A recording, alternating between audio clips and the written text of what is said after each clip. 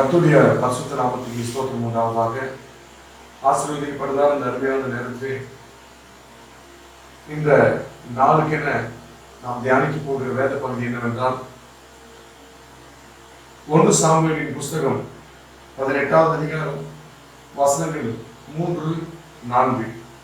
1 சாமுவேலின் புஸ்தகம் 18வது அதிகாரம் வசனங்கள் 3-4. யோனத்தான் தாவீதை தன் ஆத்துமாவை போல சிநேகித்ததினால் அவனும் இவனும் உடன்படிக்கை பண்ணி கொண்டார்கள். யோனத்தான் போர்த்து கொண்டிருந்த சால்வையை கழற்றி அதையும் தன் வஸ்திரத்தையும் தன் பட்டயத்தையும் தன் வில்லையும் தன் கச்சையும் கூட தாவீதுக்கு கொடுத்தான். இந்த அருமையான பகுதியிலே நமக்கு ஆவியானவர் விளம்புகிற சத்தியம் என்னவென்றால், உடன்படிக்கையினால் ஏற்பட்ட ஆசீர்வாதம். உடன்படிக்கையினால் ஏற்பட்ட ஆசீர்வாதம். இந்த வேத வசன பகுதியிலே யோனத்தானும் தாவீதும் உடன்படிக்கை செய்து கொள்கிறார்கள். வேதம் சொல்கிறது, யோனத்தான் தன் ஆத்துமாவை போல தாவீதை சிநேகித்தான். தன்னுடைய தகப்பன், யோனத்தானுடைய தகப்பன் தாவீதுக்கு செய்த எல்லா தீங்கிலும் யோனத்தான் கூடுமான மட்டும் எல்லா விதத்திலும் தாவீதை தப்புவிக்க செய்தான். இவருடைய நட்பு, இவருடைய அன்பு கலங்கமற்றதாய் உண்மை உள்ளதாய் இருந்ததினால் பிற்காலத்திலே இந்த உடன்படிக்கை அளவிலே செல்கிறது. தாவீதுடைய ஜீவனை யோனத்தான் காப்பாற்றி தரும்படியான வாய்ப்பு யோனத்தான் கிடைக்கும் போதெல்லாம் கிடைத்த ஒவ்வொரு இதிலையும் அவன் காப்பாற்றி கொடுத்து கொண்டிருந்தான். இந்த அருமையான வேலையிலே யோனத்தான் போர்த்து கொண்டிருந்த சால்வையை கழற்றி அதையும் தன் வஸ்திரத்தையும் தன் பட்டயத்தையும் தன் வில்லையும் தன் கச்சையும் கூட தாவீதுக்கு கொடுத்தான். ஒரு உடன்படிக்கை என்றால் 2 பேர், முக்கியமான 2 நபர்கள் அந்த உடன்படிக்கை செய்து கொள்ளும் போது அவர்களிடத்தில் இருக்கிற தனக்குண்டான உடைமைகள், முக்கியமான உடைமைகளை அவர்கள் எதிராளி இடத்திலும் எதிரே நின்று உடன்படிக்கை செய்கிற ஒரு இடத்தில் கொடுத்துவிட்டு அவர்களிடத்திலிருந்து சில முக்கியமான பொருட்களை இவர்கள் பெற்றுக் கொள்வார்கள். உதாரணமாக, உலகத்தில் 2 இயக்க தலைவர்கள் இல்ல 2 நாடுகள் உடன்படிக்கை செய்து கொண்டால் இந்த நாட்டினுடைய சில காரியங்களை அந்த நாட்டிற்கு ரத்து செய்து தருவார்கள். அந்த நாட்டினுடைய சில நன்மையான காரியங்களை உடன்படிக்கை செய்த அந்த நாட்டுக்கு அவர்கள் செய்து தருவார்கள். உதாரணத்துக்கு நம்முடைய இந்தியாவும் ரஷ்யாவும் இருந்தது போல உடன்படிக்கை என்பது 2 நபர்களுக்கு இடையே இருக்கிற ஒரு ஒப்பந்த அடிப்படையில் சொல்வதை காட்டிலும் இன்னும் அதிகமாய் உடன்படிக்கை என்பது எல்லையை எந்த சூழ்நிலையும் அவங்களுடைய எல்லையை மீற மாட்டாங்க. எல்லா சூழ்நிலையும் 2 பேர்லயும் ஒருத்தருக்கு ஒருத்தர் நன்மை செய்வாங்க. அப்பேற்பட்ட உடன்படிக்கை தான் இந்த இடத்துல தாவீதும் யோனத்தானும் செய்றாங்க. தாவீது யோனத்தான் இடத்துல உடன்படிக்கை பண்ணது நிமித்தமா அதனுடைய ஆசீர்வாதம் என்னன்னு பாத்தீங்கன்னாக்கா, 2 சாமுவேலின் புஸ்தகம் 9வது அதிகாரத்தில் அதனுடைய ஆசீர்வாதம் நமக்கு தெரியும். யோனத்தான் நிமித்தம் 1வது வசனத்திலே பாருங்க. 2 சாமுவேலின் புஸ்தகம் 9வது அதிகாரம் 1வது வசனத்துல, யோனத்தான் நிமித்தம் என்னால் தயவு பெறத்தக்கவன் எவனாவது சவுலின் வீட்டாரில் இன்னும் மீதியாக இருக்கிறவன் உண்டா என்று தாவீது கேட்டான். அதன் பின்னாடி அந்த அதிகாரத்தை நீங்க படித்து பாருங்க. தாவீது கேட்கும் போது யாருமே இல்லைன்றத நினைக்கிறாங்க. ஆனா ஒருத்த மாற்றம் சொல்றான், இங்க சவுலுடைய வேலைக்காரன் ஒருத்தர் இருக்கு, அவன் பேர் சீபா, அவனை போய் விசாரிச்சு பாருங்க. சீபாவை விசாரிக்கும் போது சீபா சொல்றான், சவுலுடைய பேரன் யோனத்தானுடைய பையன் ஒரே ஒருத்தர் இருக்கிறான், ஆனா அவன் 2 காலும் முடமா இருக்குது. ஆனா அவன் இங்க இல்ல, ஊருக்கு வெளியில வேற ஒரு கிராமத்துல அடையாளம் தெரியாத ஒரு இடத்துல ஓடி ஒளிஞ்சு மறைஞ்சிருக்கிறான். சண்டை நடக்கும் போது தாதி அவன் குழந்தையா இருக்கும்போது அவனை இடுப்புல தூக்கி வரும்போது கீழே போட்டு அவன் 2 காலம் முடமாயிடுச்சு. அவன் 2 காலம் முடமான நிலைமையில ஊருக்கு ஒதுக்கு போறமா இருக்கிறான். தாவீது பாக்குறாரு, அவனை உடனே கூட்டுன்னு வந்துட்டாரு. கூட்டுன்னு வரான், போய் சீபா போய் அவனை கூட்டுன்னு வர அந்த காலகட்டத்தில் பாத்தீங்கன்னாக்கா, தாவீதை பார்த்த உடனே மேவிபோசேத் என்ன சொல்றான், யோனத்தானுடைய மகனாகி மேவிபோசேத் சொல்றான், இந்த நாயை அப்படின்னு அடையாளப்படுத்தி அவனை ஒரு நாய்க்கு ஒப்பனையா சொல்லி என்னை எதுக்கு அழைச்சு வர சொன்னீங்க, என்னை விட்டுருங்க நான் அப்படின்னு அந்த மாதிரி என்னை எப்படியாவது விட்டுருங்க, என் குடும்பத்துல மொத்தத்தையும் சவுளுடைய குடும்பம் மொத்தம் அழிக்கப்பட்டுச்சு, நான் மொத்தம் மீதியா இருக்கிறேன், என்னை எதுக்கு கொல்ல போறீங்க அப்படின்ற ஒரு எண்ணத்துல அவன் என்ன சொல்றான்னா, தன் நாய் கோப்பனையா சொல்லும் போது தாவீது பார்க்கலாம், நீ இவன் நாய் உடையவன் இல்ல, தன்னை நாயின்னு சொல்லக்கூடிய அளவுக்கு இவன் தரந்தாழ்ந்தவன், ஒரு ராஜ வம்சத்தை சார்ந்தவன். இவனுடைய தகப்பன் யோனத்தான் வந்து ஒரு இளவரசன், இவனுடைய தாத்தா ஒரு ராஜா.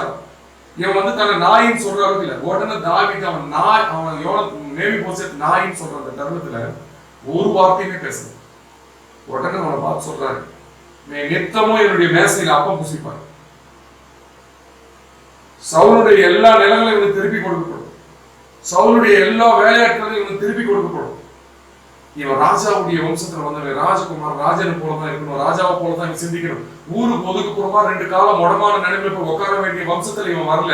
இவன் ஒரு ராஜகுமார், இவன் வந்து ராஜாவை போலதான் இருக்கணும், ராஜா அரண்மனையில் தான் வாசம் செய்யணும், இவன் நித்தமா என்னோட அப்பம் பசிப்பான்னு சொல்லி. இந்த சத்தியம் எதை குறிக்குதுன்னா, ராஜாவுடைய இருதயம் பாத்தீங்கன்னாக்கா உடன்படிக்கை நினைவு வந்து அவர் ராஜ சிந்தனையில தான் இவனை பார்க்கிறோம். ஆனா மேவிபோசேத்துடைய எண்ணம் எப்படி இருக்குன்னு பாத்தீங்கன்னாக்கா 2 காலம் முடமானபடி, அதே சமயத்துல 2 காலம் முடமானபடி தன்னுடைய நிலை என்னன்னு தெரியாம ஊருக்கு ஒதுக்குப்புறமா ஒரு மூலையில போய் அடையாளம் தெரியாம ஒதுங்கி இருக்கான். ஏன்னு கேட்டீங்கன்னா, அவன் நிலை, அவன் யாரு, அவன் எந்த வம்சத்தை சார்ந்தவங்க மறந்து உயிர் போச்சா போதும் அப்படி இல்லைங்க. கர்த்தர் உங்களையும் எண்ணியும் அந்த பூமியில படைச்சது உயிர் போச்சு சாப்பிட்டு ஏதோ ஒரு வாழ்க்கை வந்து போறதுக்கு இல்லை. முக்கியமா அவர் ஆராதிக்கணும், 2வது அவருக்காக எதனா ஒன்று இந்த பூமியில நம்ம செய்யணும், அவர் ஆராதிக்க ஒரு சந்ததி இந்த பூமியில பெருக்கணும். இதான் கான்செப்ட். ஆண்டவர் நம்ம பூமியில படைச்சிருக்கு. தேவன் ஆராதிக்கணும், தேவன் ஆராதிக்கிற ஜன சந்ததியை நம்ம விருத்தி செய்யணும். 3வது வந்து பாத்தீங்கன்னா தேவனுடைய சித்தம், தேவனுடைய திட்டத்தை இந்த பூமியில நிறைவேற்றி போறதுக்கு தான். அதனாலதான் நம்ம நாட்டுல வந்து எத்தனையோ மிஷினரிகள் வந்து உயிர் தியாகம் செய்யணும், நான் உயிர் துச்சமா நினைச்சு. இன்னைக்கு பாத்தீங்கன்னாக்கா கர்த்தர் வேத வசனத்துல சொல்றாரு, லூக்கா 22:20, இது உங்களுக்காக நான் செய்யப்படுற புதிய உடன்படிக்கை. இந்த உடன்படிக்கை யார் செய்யறதுனாக்கா, வானத்தின் பூமி உண்டாக்கின தேவன் தன்னுடைய சொந்த குமாரனை வச்சு ரத்த உடன்படிக்கை பண்றாரு. ரத்தத்துல உடன்படிக்கை பண்ணிட்டாங்கன்னா, நான் ஏற்கனவே சொன்னது போல ரத்தத்துல உடன்படிக்கை பண்ணிட்டாங்கன்னா அதை மீறவே மாட்டாங்க. 2 தேசத்துல இல்ல 2 இயக்க தலைவர்கள் 2 பேர் வந்து பாத்தீங்கன்னா ரத்தத்தை சிந்தி, இவனும் ரத்தத்தை சிந்துவான், அவனுடைய ஆயுதத்துல இவன் கையை கிழிச்சோ இல்ல உடல்ல ஏதோ ஒரு பகுதியை கிழிச்சு ரத்தத்தை சிந்துவான், அவனும் சிந்துவான். 2 பேரும் சிந்திட்டாங்கன்னா ரத்தத்தை, அந்த உடன்படிக்கை அவங்க மீற மாட்டாங்க. ரத்த உடன்படிக்கை பண்ணிட்டா மீற மாட்டாங்க. அவன் எல்லைக்கு அவன் போக மாட்டான், இவன் எல்லைக்கு அவன் போக மாட்டான். அதே போலதான் கர்த்தராகிய இயேசு கிறிஸ்து உங்களுக்காகவும் எனக்காகவும் ரத்த உடன்படிக்கை செய்யும்படி பிதாவாகி தேவன் அவர் அனுப்பினாரு. அவர் வந்து பிதாவின் சித்தத்தை நிறைவேற்றிட்டு அந்த ராத்திரியில, அதான் 1 கொரிந்தியர் சொல்றது போல, லூக்கா 22:20 சொல்றது போல உடன்படிக்கை, புதிய உடன்படிக்கை செய்யணும். வேத வசனத்துல பாருங்க, தெளிவா சொல்லிருக்கோம் அந்த இடத்துல லூக்காவுல. அப்போ அந்த உடன்படிக்கை எதுக்குன்னு பாத்தீங்கன்னா பாருங்க, 20வது வசனம் படிக்கிற, போஜனம் பண்ணின பின்பு அவர் அந்தபடியே பாத்திரத்தையும் கொடுத்து, இந்த பாத்திரம் உங்களுக்காக சிந்தப்படுகிற என்னுடைய ரத்தத்தினால் ஆகிய புதிய உடன்படிக்கையா இருக்கிறது என்றார். உடன்படிக்கை பண்ற, இந்த உடன்படிக்கை பண்ணும் போது என்னன்னாக்கா, அவர் நிமித்தமா, அந்த உடன்படிக்கை நிமித்தமா கிறிஸ்தேசனுடைய எல்லா ஆசீர்வாதங்களும் நமக்கு கிடைக்கும். எப்படின்னு பாத்தீங்கன்னா, யோனத்தான் நிமித்தம் எப்படி மேவிபோசேத்துக்கு கிடைச்சதோ, உடன்படிக்கை பண்ணினது யோனத்தான். ஆனால் மேவிபோசேத்துக்கு தாவீது அவர் உடன்படிக்கை பண்ணல, யோனத்தானுடைய பிள்ளைன்ற ஒரே காரணத்தினால மேவிபோசேத்துக்கு அந்த ஆசீர்வாதங்கள் கிடைக்கிறது போல. உடன்படிக்கை பண்ணினது நம்ம இடத்துல வந்து பாத்தீங்கன்னாக்கா இயேசு கிறிஸ்துவும் பிதாவாகி தேவனும் மனுஷனும் 3 பேருக்கு இடையில இயேசு கிறிஸ்து உடன்படிக்கை பண்றார். தன்னுடைய ரத்தத்தை சிந்தி நம்ம 2 பேரையும் ஒன்னா இணைக்கிறார். அவர் சிந்தின ரத்தத்தினால அவர் விசுவாசிச்சு அவருக்கு பின்னாடி போகும்போது இந்த ஆசீர்வாதங்கள் எல்லாம் நமக்கு கிடைக்கும்.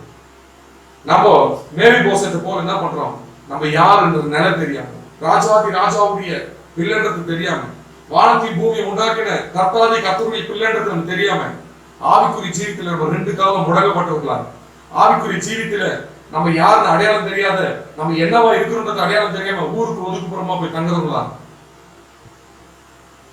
ஊருக்கே வெளிச்சமா இருக்க வேண்டிய நம்ம ஊருக்கு ஒதுக்குப்புறமா போய் தங்கி நம்மள இந்த உலகத்துக்கு வெளிப்படுத்த முடியாம இந்த கொரோனா காலத்திலையும் இந்த பேரிடர் காலத்திலையும் பெரிய பெரிய சம்பவங்கள் உலகத்துல தண்ணீர்னால அதுல இதுல வரும்போது நம்மளும் என்ன பண்ணிருக்கோம், எல்லாரும் போலவும் சிந்திக்க ஆரம்பிக்கிறோம். ஒரு காலம் கிடையாது. வேத வசனம் சொல்லுகிறது, உன் பாவம் கல்லில் நின்றால்படி தம்முடைய தூதர்கள் கட்டளையிடுவார். இரவில் உண்டாகும் பயங்கரத்துக்கும் பகலில் பறக்கும் அம்புக்கும் இருளில் நடமாடும் கொள்ளை நோக்கி பயப்படாது இருப்பாய். மத்தியானத்துக்கு பாழாக்க சங்காரத்துக்கு பயப்படக்கூடாது. அது நமக்கு கிடையாது. நம்ம உடன்படிக்கையினுடைய பிள்ளைகள், எகிப்தினுடைய பிள்ளைகள் மத்தியில இஸ்ரவேலர் உடன்படிக்கை பண்ணதுனால ஆண்டவர் இஸ்ரவேலர் உடன்படிக்கை பண்ண அந்த ரத்தத்தை நிலைக்கால்களில் பூசின அந்த எந்த வீட்டுமே தலைப்பில் சங்காரம் நடக்கல. கர்த்தருடைய பிள்ளைகளாக நீங்களும் நானும் நிலைக்காலங்களில் பூசப்பட்ட ரத்தமாகிய கிறிஸ்து இயேசுவின் ரத்தத்தை விசுவாசிக்கிறதுனால சேதாரம் உங்களுக்கு எனக்கு இல்லை. காப்பாற்ற வேண்டியவங்களே மற்றவங்களை காப்பாற்ற வேண்டியவங்களே நம்ம தான். நம்மளும் பயந்து ஓடி ஒளிஞ்சு இல்லை. ஒரு காலம் வாதை உன் கூடாரத்தை அணுகாதுன்னு சொன்னாரு. உன் வாதை நம்மளுடைய கூடாரத்தை அணுகாது. நம்ம யாருன்ற நல்லா தெரியும். நம்ம ஊருக்கு ஒதுக்குப்புறமா ஆவிக்குறி ஜீவித்துல கால் முடக்கப்பட்டவங்களா, மனநிலை குன்றி போனவங்களா, ஐயோ இந்த கொரோனா எனக்கு பாதிப்பு தருமென்ற பயந்து ஓடி ஒளிருங்களா இல்ல, கர்த்தருக்கு வைராக்கியமா நிற்போம்.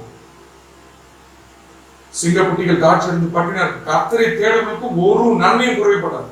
அவர் கைவிடவே மாட்டார். மேபி போசத் யாருன்றது தாவீது ராஜா உணர்த்தின பிறகு அவன் நித்தமா என்னுடைய மேசையில் அப்பம் போசிப்பான்னு சொன்னான். அதே போல் நடந்தது. கிறிஸ்து இயேசுவை கல்வாரி சிலுவையில எனக்காக அவர் ரத்தம் சிந்தி பிதாவாகி தேவனுக்கு எனக்கு உடன்படிக்கை செய்திருக்கிறார். பரலோக ஆசீர்வாதம் அத்தனை எனக்காக கொடுக்கப்பட்டிருக்குது. ஏதேன் தோட்டத்தில் என்னுடைய முற்பிதாவாகி ஆதாமை அவன் செய்த பாவம் கிறிஸ்து இயேசு பிந்தின ஆதாமாகி இயேசு கிறிஸ்து அதை என்ன பண்ணிட்டாரு, என்னிலிருந்து கழுவி சுத்திகரிச்சு பாவமே செய்யாம ஆதாம் என்னுடைய முற்பிதாவாகி ஆதாம் பாவம் செய்தார், நான் பாவியான கனியை நான் சாப்பிடல, நம்ம சாப்பிடல. நம்முடைய முற்பிதாவாகி ஆதாமை யாவால கனியை சாப்பிட்டாங்க. அவங்க வயிற்றுல நம்ம பிறந்ததுனால பாவமே செய்யாம நம்ம பாவியாக்கப்பட்டோம். இப்ப நீதியே செய்யல நீங்களும் நானும். நீதியே செய்யாம கிறிஸ்து இயேசுவை விசுவாசித்தான் அது அவங்க நீதியாக எண்ணப்பட்டது. ஆபிரகாம் சொன்னது போல நீதியே செய்யல, அவரை விசுவாசிச்சோம். அந்த நீதிமான விசுவாசிச்சோம். அவர் சிந்தின ரத்தம் எனக்காக விசுவாசிச்சோம். அது நமக்கு நீதியாக எண்ணப்பட்டது. கிறிஸ்து இயேசு மூலமா சகல ஆசீர்வாதம் நமக்கு கொடுக்கப்பட்டது. நம்ம கால் குண்டினவர்களா, இருதயத்துல எண்ணங்கள் குண்டினவர்களா இல்லாமல் கர்த்தர் எனக்காக யாவும் செய்து முடிப்பார். அவர் செய்து முடிச்சிட்டாரு. அவரை விசுவாசிப்போம். பிதாவாகி தேவனுடைய சகல ஆசீர்வாதங்களும் கெட்டகுமார திரும்பி வரும்போது தன் தகப்பனுடைய எல்லா ஆசீர்வாதத்திலும் எப்படி சோதரவாளியா இருந்தானோ அதே போல நம்ம ஒப்பு கொடுத்த ஆண்டவருடைய சமூகத்தில் வரும்போது நான் ராஜாவுடைய பிள்ளை, நான் ஆசாரியனுடைய பிள்ளை, நான் பிதாவாகி தேவனுடைய வானத்தை பூமி உண்டாக்கிற கர்த்தருடைய பிள்ளை. இந்த உலகத்தில் இருக்கிற ஒரு காரியமே என்னை அணுகி மேற்கொள்ள முடியாது. வாதையின் கூடாரத்தை அணுகாது, பொல்லாப்பு எனக்கு நேரிடாதுன்னு சொல்லிட்டு வைராக்கியமா காலடி எடுத்து முன்ன வைப்போம். தேவனுடைய ஊழியத்தில், தேவனுடைய காரியத்தை, தேவனுடைய சித்தத்தை நிறைவேற்ற வைராக்கியமா இருப்போம். கர்த்தர் நம்மை ஆசீர்வதிப்பார். அவருடைய கரை நம்மை தேர்த்தும். அவர் கரை எப்போது நம்மோடு இருந்து நம்ம ஆசீர்வதிப்பார். கர்த்தர் தம்முடைய செய்தி மூலமா நம்ம அனைவரும் ஆசீர்வதிப்பார். ஆமென்.